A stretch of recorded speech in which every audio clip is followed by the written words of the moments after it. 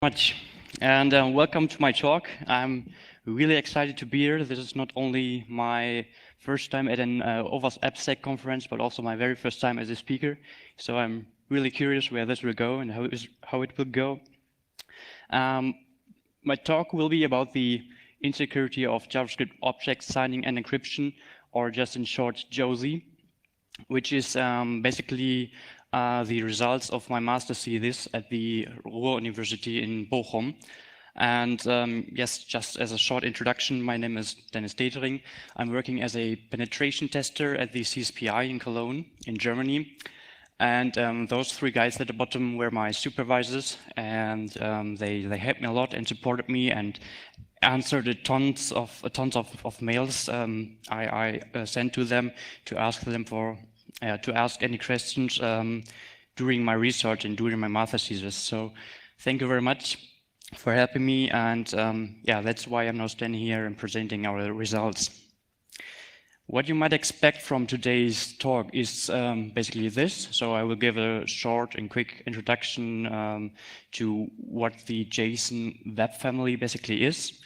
Then I will show you some practical attacks and vulnerabilities, which is signature exclusion, key confusion, the Bleichenbacher million message attack, and if we have enough time, also a timing attack on certain libraries.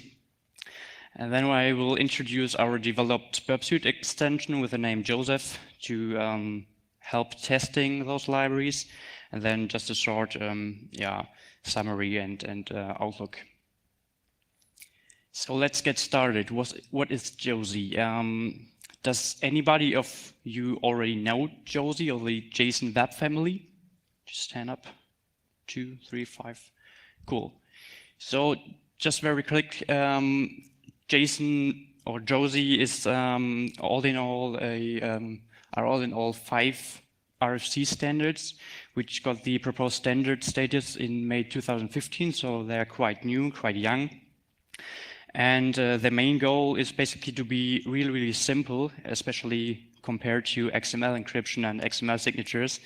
And they were designed to be URL safe. So they have a so-called compact serialization representation, which uses base64 URL encoding, so that you're able to use it within the URL itself as a query parameter.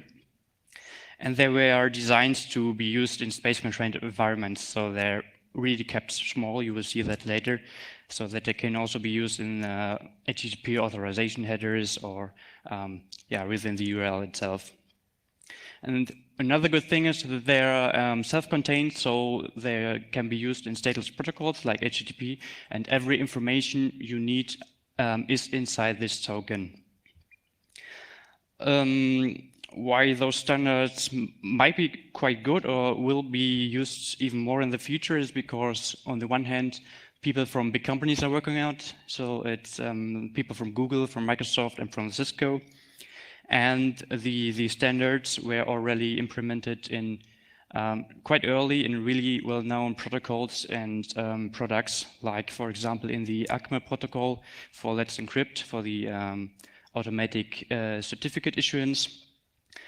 They're used as authentication mechanism for Atlassian add-ons, and they are already used in SSO protocols like OpenID Connect. So what are those standards? The first one is JSON Web Algorithm, which basically describes and specifies which algorithms can be used with the signatures and with the encryption, and which additional parameters are necessary if you want to use those algorithms. The second one is JSON Web Key, which is simple a specification of how to, represent a cryptographic key in a JSON-based format. So here on the right side, there's an example of a JSON Web Key set. So it's containing multiple keys. The upper one is an elliptic curve public key, and the bottom one is an RSA public key, so that everything is in a JSON-based format. The JSON web signature is a specification of how to integrity protect arbitrary messages in a JSON-based format. with, for example, digital signatures or message authentication codes. And this snippet at the bottom is basically the result of such an JSON web signature. So this is really, really short, really, really simple, and it's always built up with 3 parts. So there's the header at the top, then comes our payload, which is our message, and then comes the extra signature at the end. To show you even, or to make it even easier to understand, I try to visualize it a bit and in a not encoded format. So we have our header, which basically contains all the metadata, or the cryptographic information about this token, as in this case, which algorithm we used. This is then base64 URL encoded and is our first part. Then we have our payload, our message, which is also a JSON object, and so in a key value format, as in this case it contains my name, my university, and a master's degree flag. This is also base64 URL encoded and then simply concatenated with a period together, which is then used as input for our signature or make function. In our example, we selected the HMAC with SHA-256 and the key secret. So we're taking this, this first output as input to our function. The result is our signature, which also gets base64 URL encoded, simply again concatenated at the end with a period, and this is our final result of a fully valid JSON Web Signature token. This is really easy, especially compared to XML signatures. I don't know if you are familiar with that. There you have to do a lot of transformation, a lot of wrapping, and it's really, really complex and crazy stuff going on there. A little more complex, but also quite simple, is the JSON Web Encryption. As the name might indicate, it's used for encryption. And this token contains 5 parts. So there we have again our header with all the cryptographic information. Then comes the encrypted key, which is also known as session key or content encryption key. So it's just like you do secure communication. You're having a symmetric key for the actual encryption, and then you're using your asymmetric key to transport that symmetric key in a secure way. Then the third part is the initialization vector, if needed for your selected algorithm.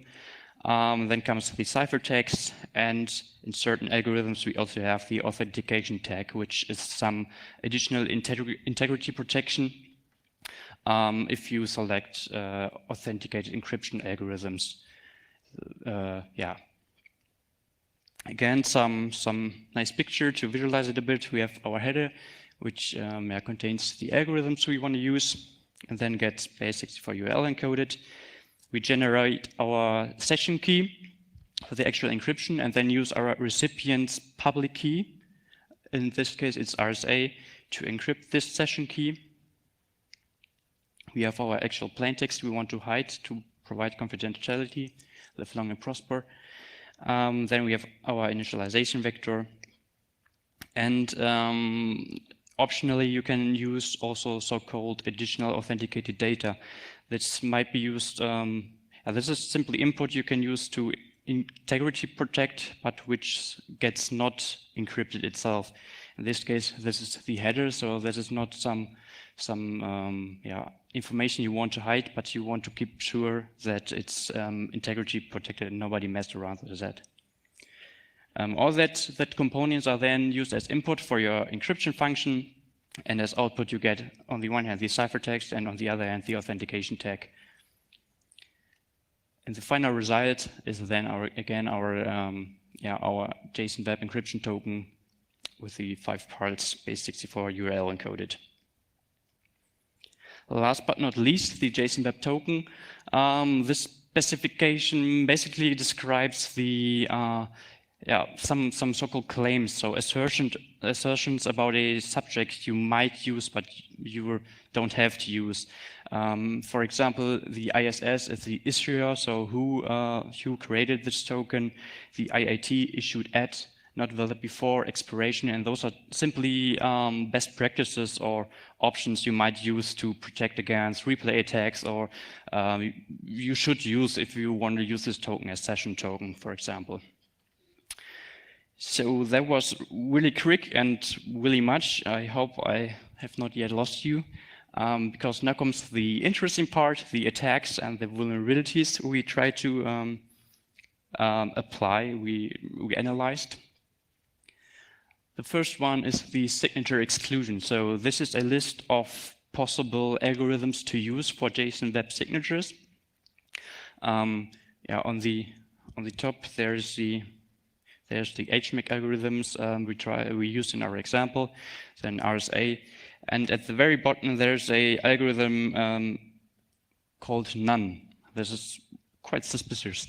And if you're looking at the description, there it says that no digital signature or MAC is performed at all. So this is quite strange if we keep in mind that we are looking at a specification for signatures for integrity protection. And this algorithm has been added for scenarios and systems where the protection is done by other means. So let's say if you have a direct server-to-server connection with a TLS channel, and you don't need the message itself to be protected again, then you might use this algorithm and still can use the same libraries and the same JSON format. But there is obviously some problem with that. If we have such a token which is validly signed using HMAC, what would you do as an attacker? Any guesses?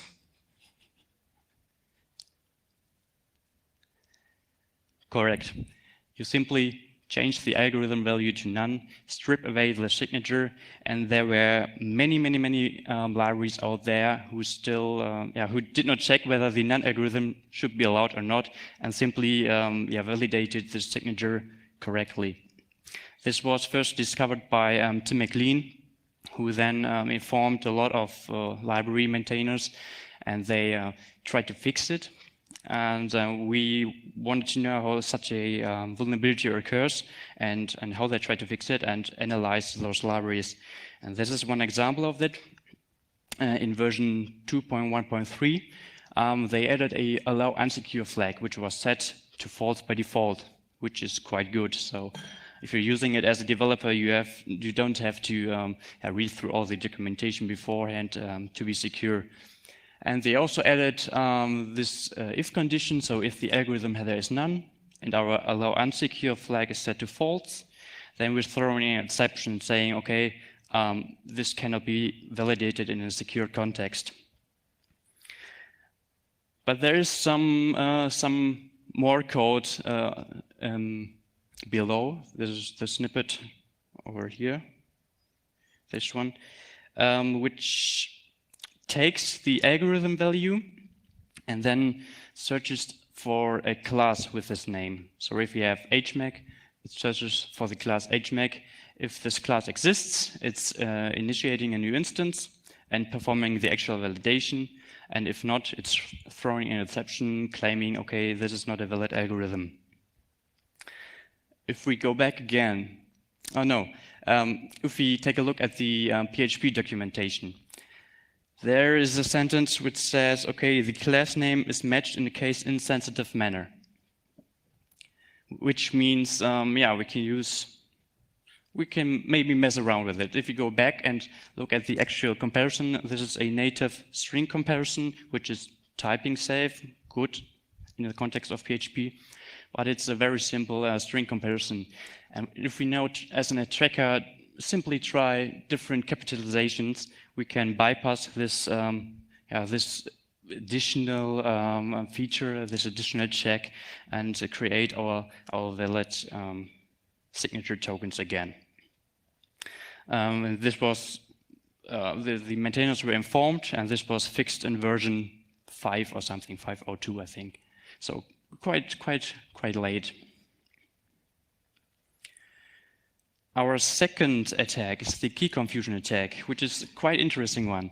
It was also, again, first discovered by Tim McLean, that many libraries use verification functions with that specific API or with this specific format over here. So they are calling the verification function and providing the token as string and as the first parameter, and the verification key as second parameter, also as string. So in systems where you want to use symmetric cryptography, you're providing the token as first parameter, and then the HMAC secret, which should be private, as second parameter.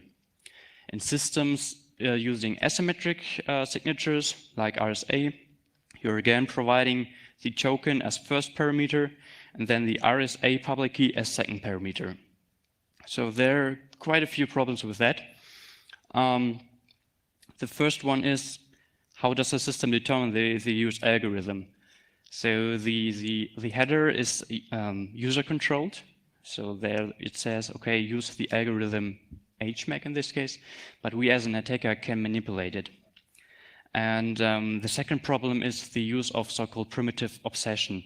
So complex data structures are represented as primitive data types, as in this case, it's a cryptographic key represented as a simple string. And how can we exploit it in systems where the token is signed, or where the system expects a token signed with RSA, but receives a token which was signed using HMAC? The system will think that the public key is actually the HMAC secret key. So we can use some public information to be used as private secret key. Let's have some beautiful picture again, how such an attack scenario might look like. So we as an attacker obtain the RSA public key, which, as the name says, is public. Then we generate our token using the HMAC algorithm, and we're using our public key in a string representation as secret key. Then we're sending this malicious token to the service. The service is calling the verification function, and because it's expecting an asymmetrically signed token, it's calling the function by providing the token as first parameter and the RSA public key as second parameter. The underlying library, however, takes a look at the algorithm header within the token itself. And there it says, okay, this is HMAC, then I'm performing my HMAC verification. It's simply taking the second parameter, which in this case is the RSA public key, and then performing the HMAC algorithm to create its own signature and compare both signatures if they're the same. And of course, as we as an attacker did it the same way, both signatures are the same, and we again have a validly signed token, but we are in control of how to sign it. And I will show you some good examples in a demonstration later. Our third attack, now focusing on the encryption part, is the Bleichenbacher message attack, which is quite more complex. It was described first in 1998 by Daniel Bleichenbacher, and he applied it to SSL in version 3. And it focused, or it exploited the PKCS 1.5 padding format within the RSA encryption scheme. And since then, many others did their research and applied it to other protocols and other standards as well, and also improved it and made it a lot faster. Like, for example, some researchers applied it to XML encryption in 2012, so almost 15 years later. And they were able to recover the session key, and with that, able to decrypt the hidden content. And then again, in 2012, it was possible to break PKCS 11 with it, and even in 2016, TLS, or a version of the Bleichenbacher attack, was used to break TLS. So the RSA with PKCS 1.5 algorithm is known to have quite some problems. But why should we expect that such an algorithm is not part of a quite new specification? So this is also one of the recommended algorithms again in the JSON Web Encryption standard. And we tried cool. We thought cool. Let's try if anything has changed and if the libraries are vulnerable again or not. Just in short, how this attack works, because it's really quite complex. It's classified as adaptive chosen ciphertext attack. So we, as an attacker, are able to send different ciphertext to the system and get a response. And based on this response, we can measure or observe any differences in occurring errors or in the timing consumption. The PKCS 1.5 format has this specific format, so the first 2 bytes are fixed, 00 and 02. Then comes a random padding string. This is separated by a null byte, and then comes our actual message. And what we do as an attacker is we are abusing or exploiting the system as a so-called padding oracle. So we're observing error messages and timing differences to see whether this format was valid or not.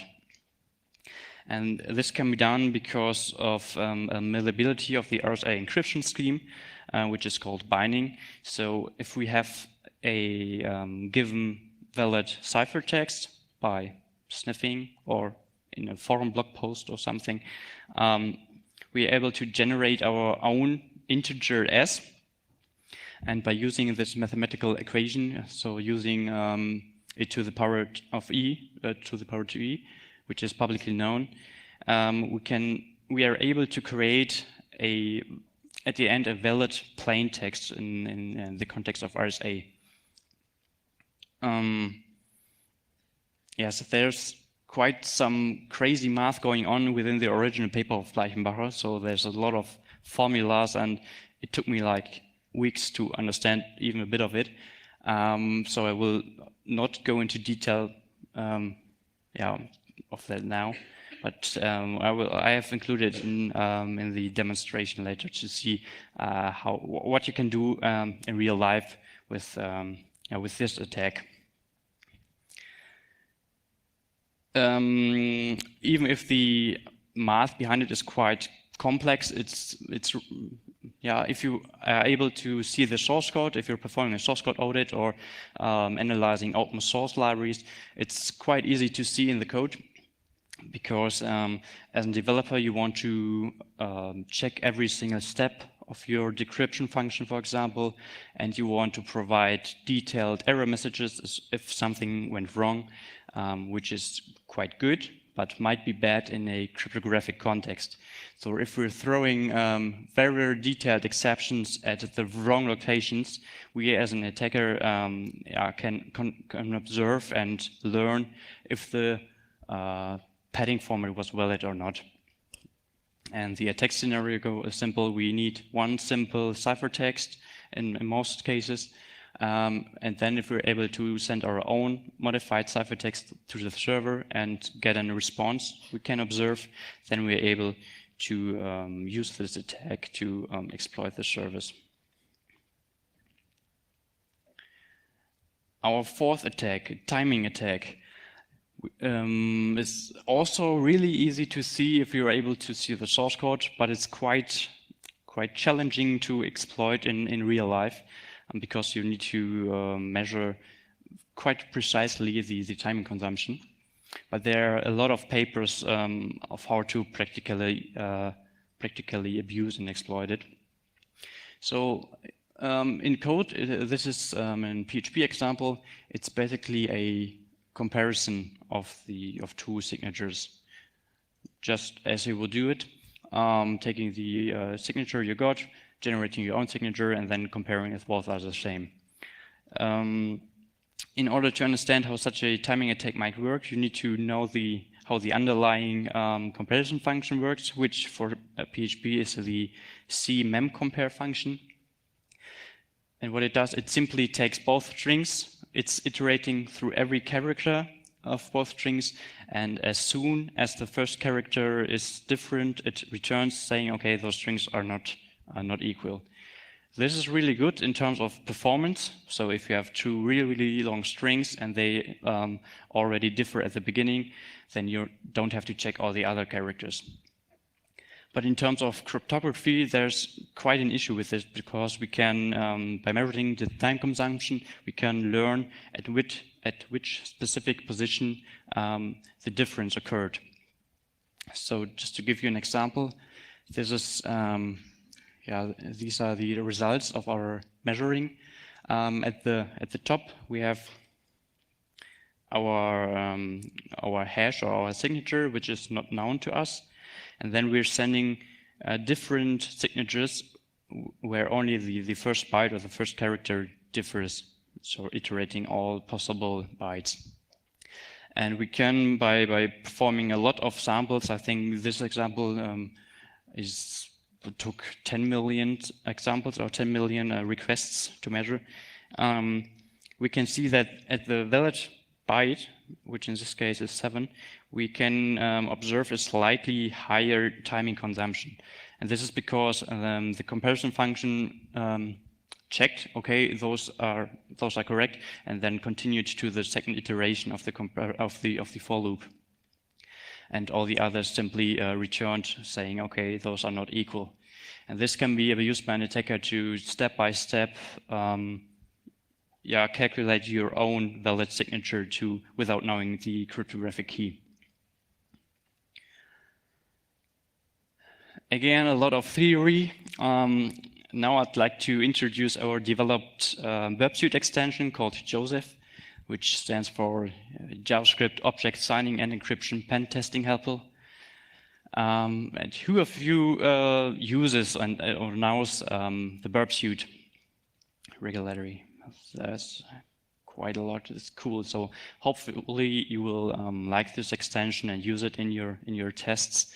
And you can now download it from our repository, or simply, if you're quick enough, scan the QR code, so you don't have to type all the URL. And in order to make sure that there's a lot of things that might possibly go wrong, in my first presentation, I decided to do it in a live demo. I think that's more interesting than just giving some more slides. So there's our web suite. There's our extension JOSEPH loaded in a separate tab. Can you see it somehow? Just do it this way. Maybe a little better. Okay, so if you load it, there's not that much to see. Simple, some tabs, which has manual, a decoder, preferences, help. I will not go into detail into this now, because I think the attacks are more interesting. I also created a very basic demo application, which is simply a login mask, and it's loading. That's good. I will first try the forgot password feature, and this is a real life scenario, because I already saw it in the wild that there are services and applications using it. If you click on the forgot password, it's asking us for a username. Okay, so we're giving our username, saying submit, and it's saying, okay, reset link has been set to your email address. That's as you should do it. There is the email, and it's containing a link, and there we can already see that there's a quite long token appended to the URL. If you're calling this or requesting this URL now, it says, "Hi Dennis, set your password, set your new password." So there happened some kind of authentication or verification that I am the user Dennis. If we now go back to our burp suite extension, or our burp suite in general, we can observe that our request got marked or got highlighted. This is already done by our extension, so it's trying to find JSON web tokens, which might be a signature or an encryption, and then it's highlighting this request if you checked the box in the preferences.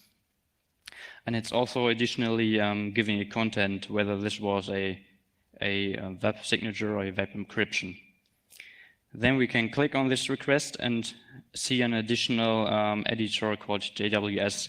And there all the separate components are split up and where feasible also decoded so that we can already see what is the plain text of this. So in this case, okay, this is an HMAC token. We have our payload saying, okay, issuer, AppSec demo, user ID 2. This might be interesting.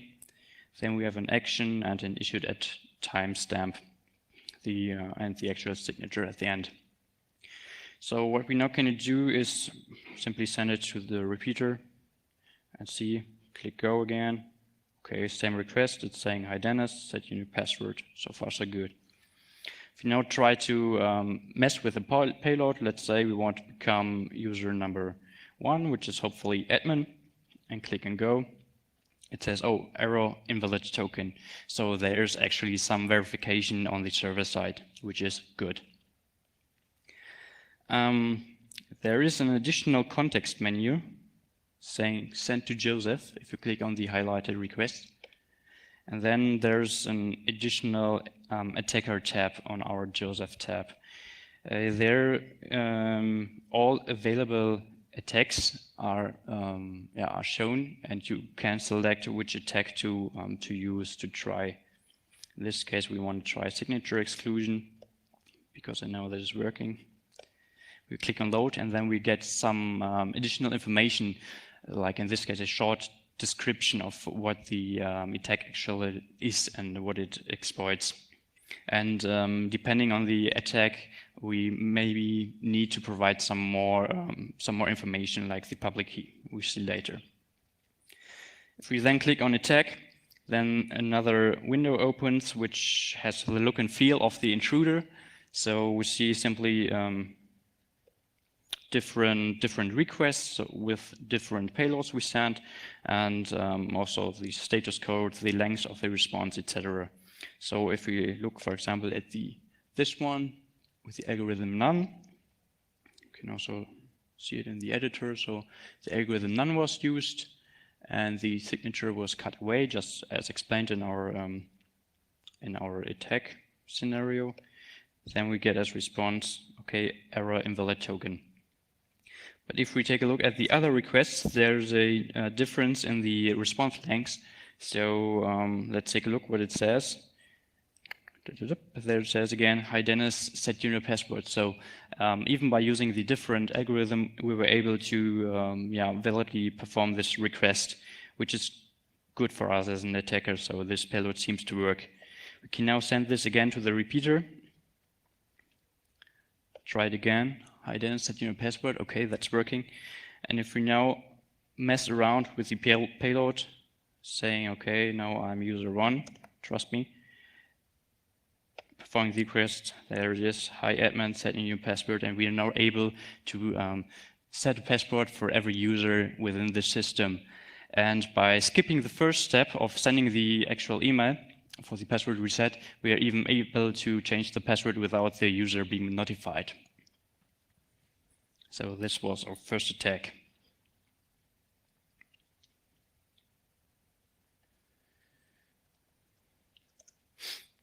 Our second attack is, let's say we have a valid account on this service and we do log in. Then it says, hi Dennis, your role is user, which is quite good. This time there's no token within the URL as query parameter, so we're going back again to our extension, and there's another highlighted request. If we go to the raw tab, there we can see, okay, this time this token has been issued as cookie, as session cookie, and then we can observe again that there is that the header contains the algorithm. In this case, RSA was used, and as payload we have now, okay, again the issuer, a username, and an admin flag. Can again send this to our repeater. Okay, this is still working. If we now mess around with the payload, We want to become admin, of course, set the flag to true, and saying, okay, you're not authorized to view this page. So again, there's some verification. As we learned, we can try the signature exclusion attack by using different capitalization of the NaN algorithm. We can simply cut away the signature and hit go, and we're still not authorized to view this page. So signature exclusion cannot be applied here. So we're again sending this request to our extension, and now choose the key confusion as attack. We load it, and again there's some description, and it's asking for a public key. As a public key is usually public, we can search the server and see the jwk.json, which is an RSA public key. This is a raw format. We simply copy that and provide this to our attack engine and hit attack. This is not a valid PEM format, that is correct, because we support both the PM and the JSON web key format. We select JSON web key, then we can perform the attack. And again, we can sort by length to see any differences in the responses. And quite some requests were performed in the background, so we have around, I think, 12 transformations of the public key to really match the used string representation as used on the server. If we simply check this one, okay, not authorized, and payload number OC has a different length, and there the response seems to be valid. It's saying, hi Dennis, you're role-less user. That's pretty good, so this payload seems to work. If we now send it to our repeater again, we can again change the payload, set our admin flag to true, just check it, okay, it's not valid. Then we have an additional attack over here. And then we simply choose the same attack we tried, give it our public key, and then we have to choose the payload which worked, which was transformation 12 or OC. And if we now click on update, in the background the signature is created, and we can now click again on go, perform the request, and there it says, hi Dennis, you're now an admin. And we, with this attack, we now escalated our privileges in the system.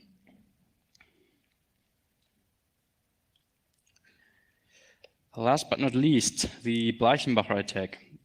So there's a service which simply takes a encrypted token, and then it says, okay, it was successful or not. If we go back to our extension again, it's again highlighted, and we have another editor tab where all the 5 parts of the JSON web encryption are now shown. There, the RSA PKC 1.5 algorithm was used, which is good for us. And the other parts are not decoded because that would result in garbage. If we now send it to our extension, we are only able to select the Bleichenbacher, the message attack. So it's already recognizing, okay, this is JSON web signature or in encryption, and it knows which attack might be applied to it or not. Again, if we load it, there's some description, and then it's asked for the public key again. This time we are using an RSA public key in the PM format to show you that both formats are supported, and we're performing the attack. This one is a little different to the other ones because now we have to manually review the requests and build our padding oracle. So we have to review whether the PKCS1 format was correct or not. That's simply information gathering beforehand or a guessing. And there we can see different errors. So expected key length was wrong, the description failed, or anything. So we are performing several payloads to check whether we can determine any differences. And if we check those requests, I now know which ones are valid and which are not. So Basically, those two indicate that the padding format was not correct. Then we built our padding oracle and can use the second tab to perform the actual attack, which is now using the Bleichenbacher mathematical formulas in the background to send all these requests and performing the attack. And because I'm short in time, I let it run in the background and finish with my slides. Those are not that much. Oops.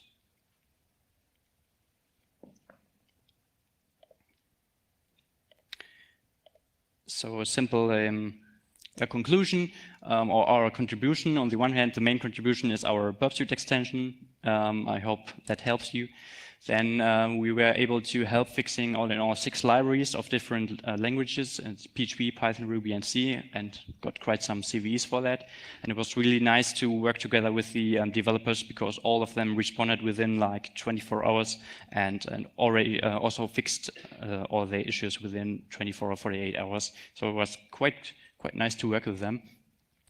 And as a short conclusion, the standard is not perfect, but the main problem is actually the implementations. And we definitely, as a security community, have to look into it and have to help improving it and making it secure. And of course, we would like if you use the Joseph extension and improve it. Like in this example, I think 2 months ago, yes, in March, there was it got media traction that some libraries are vulnerable to the envelope curve attack. So this is definitely one attack we want to add to the Burp Suite extension as well. Now let's see if the attack finished. Not yet, but it's taking only some seconds, I guess. There we can see that different S values were found. So as soon as the attack found one S value, which created a valid padding at the end at the server, then it can use this S value to generate other S values and then step by step find out or step by step decrease the possible interval within where the actual message is contained in, and recover the original message. It's taking some more seconds. I hope that's okay.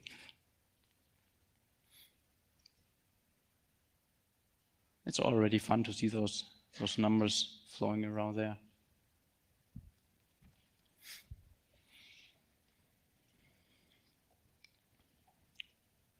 I think 5 more seconds or something. Come on, Joseph. You can do it.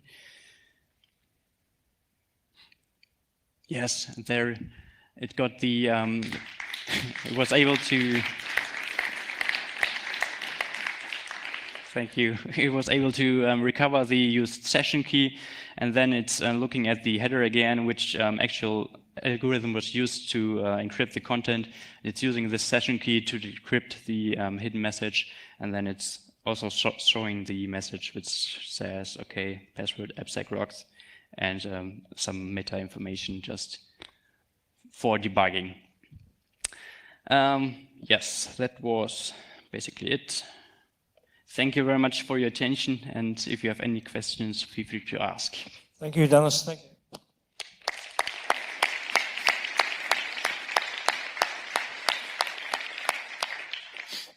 Okay, folks, we're a little short in time here, so just 1 or 2 questions.